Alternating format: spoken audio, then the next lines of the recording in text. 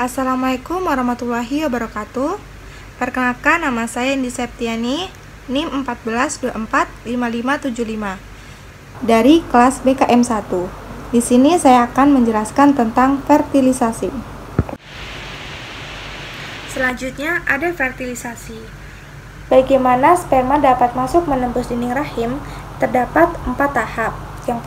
Yang tahap pertama yaitu sel sperma masuk menerobos dinding sel folikel. Sel folikel ini berfungsi sebagai menyimpan sel telur yang belum matang dan melepas sel telur dari ovarium. Selanjutnya tahap kedua yaitu bagian-bagian sel sperma mengeluarkan enzim yang di sini terdapat warna merah, itu enzimnya. Pada tahap ketiga itu setelah berusaha masuk, maka bagian zona pellucida nukleus atau kepala sperma ini dapat menyentuh ovum. Ini ovum, dapat menyentuh ovum.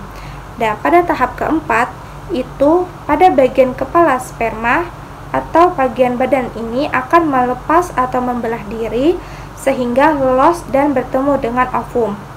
Jadi yang masuk hanya kepala sperma saja.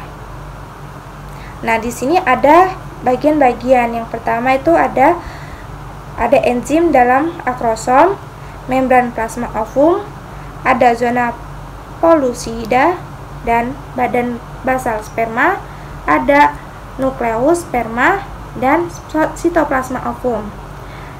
Nah, pada enzim dalam akrosom itu dia berfungsi membantu sperma menembus zona pellucida. Pada membran plasma ovum dia berfungsi sebagai mengangkut nutrisi keluar dari sel. Pada zona pellucida itu dia berfungsi sebagai melindungi sel telur. Pada badan basal sperma itu berfungsi sebagai tempat nukleus untuk pertumbuhan mikrotubulus axonema. Pada nukleus sperma ini sebagai membawa materi genetik dari 23 kromosom. Nah, di sini ada sitoplasma ovum. Pada sitoplasma ovum ini, dia menyimpan nutrisi dan mendukung sintesis protein. Selanjutnya, ada fertilisasi. Pada fertilisasi ini dimulai pada indung telur, di mana ovum atau sel telur yang matang dihasilkan oleh ovarium akan menghasilkan ovulasi sehingga melepaskan oosit sekunder menuju tuba falopi.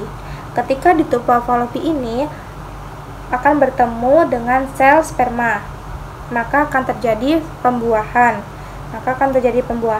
Atau disebut dengan fertilisasi. Yaitu ada tahap-tahapnya, yaitu pada tahap pertama itu pada hari pertama itu akan membentuk zigot atau membentuk satu zigot.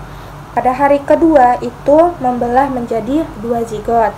Pada hari ketiga akan membelah menjadi 4 zigot, dan hari keempat akan membelah lagi menjadi 16 zigot.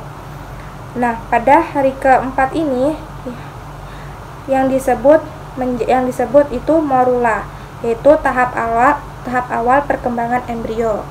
Pada hari kelima, 6-7 itu timbul menjadi blastosis atau tahap akhir perkembangan embrio. Pada hari ke-8 dan 9 itu tahap embrio, yaitu tahap awal perkembangan sel telur oleh sperma. Embrio sudah menempel pada dinding rahim, dan rahim ini sebagai tempat perkembangan janin setelah fertilisasi. Dan ada lapisan dalam rahim, yaitu yang berfungsi sebagai melapisi dinding rahim dengan mendukung perkembangan embrio. Sekian penjelasan dari saya, kurang lebihnya mohon maaf. Wassalamualaikum warahmatullahi wabarakatuh.